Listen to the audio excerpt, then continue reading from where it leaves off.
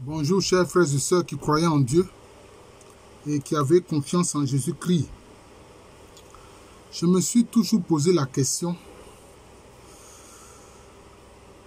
à propos de la différence que les gens font entre enfer au singulier et puis les enfers au pluriel. Je me suis toujours posé des questions. Et les réponses qui sont données ne me donnent pas satisfaction. Parce que ceux qui en parlent séparent l'enfer des enfers. Est-ce qu'un simple pluriel change quelque chose à un mot? En principe, le pluriel multiplie ce qui était singulier. Je répète, le pluriel multiplie ce qui était singulier. Dans les traditions juives et hébreux, on parle du Sheol. On parle du Sheol. S-H-E accent aigu O-L, Sheol. C'est-à-dire le séjour des morts, qui est la destination commune, disent-ils, aussi bien des justes que des injustes, des impies que des pieux. Et c'est un endroit ou une demeure où les morts séjournent. Moi, je pose la question. Vous pensez vraiment que Dieu va faire séjourner dans le même endroit pour toujours les impies et les pieux, les justes et les injustes, les criminels et les bons? Ça fait problème.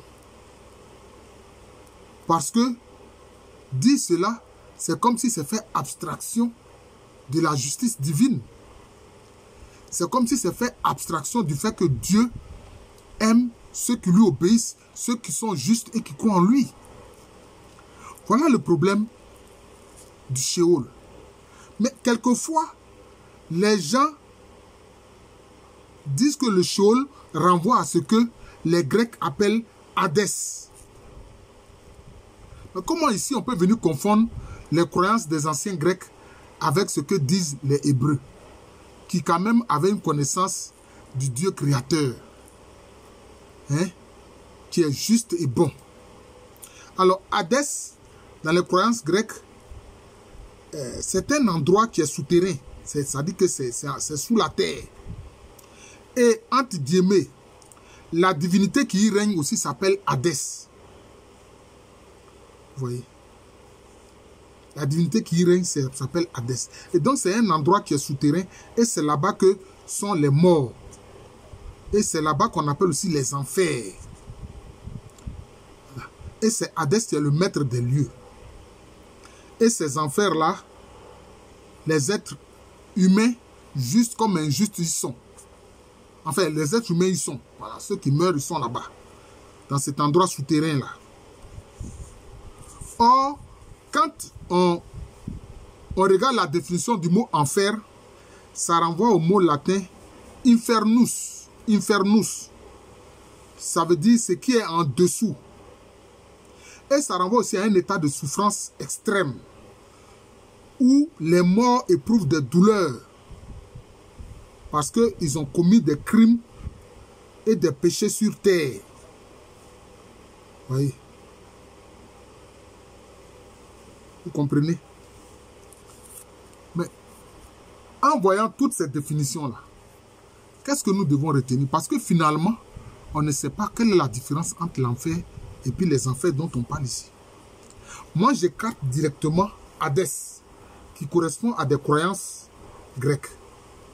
Parce que pour eux, Hadès, c'est une divinité. C'est une divinité qui règne, n'est-ce pas, dans les endroits souterrains où sont les morts. Ça, c'est la croyance des anciens Grecs. Mais est-ce que ça correspond réellement au Sheol?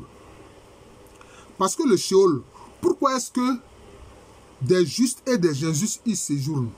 Les justes y séjournent momentanément. C'est ça la différence. Dans le Sheol, les justes y séjournent momentanément. Et pourquoi est-ce que les gens ont traduit ça par les enfers? Parce que les justes et les injustes y sont.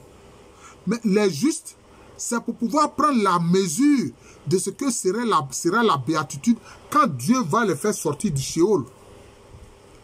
Parce que c'est juste là. Dieu ne les laisse pas en permanence dans le Sheol, dans ces enfers-là. Ce sont les impies et les injustes qui demeurent éternellement. Mais le juste, le pieux, lui, il fait un bref séjour là-bas. Vous voyez? Et puis, on l'en retire. Dieu l'en retire. Vous comprenez? Donc, vous voyez que ce n'est pas la même chose.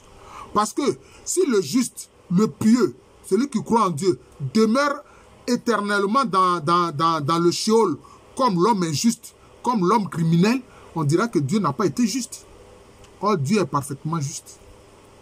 Vous comprenez? Voilà le problème. Dans le Sheol, le juste, il séjourne momentanément.